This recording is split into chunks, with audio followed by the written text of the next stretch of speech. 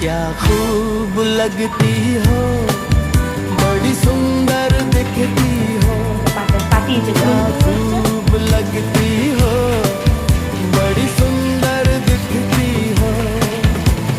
फिर से कहूं कहती रहूं अच्छा लगता है, जीवन का हर सपना अब सच्चा लगता है, क्या खूब लगते हो।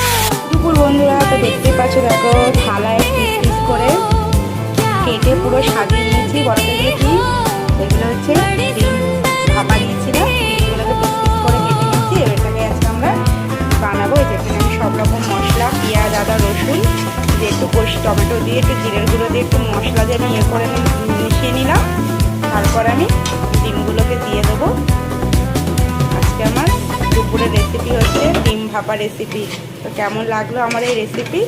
সবশেষে একটু সামান্য পরিমাণ জল দিয়ে আর একটু গরম মশলার গুঁড়ো দিয়ে আমি এটাকে গরম গরম পাতে পরিবেশন করব।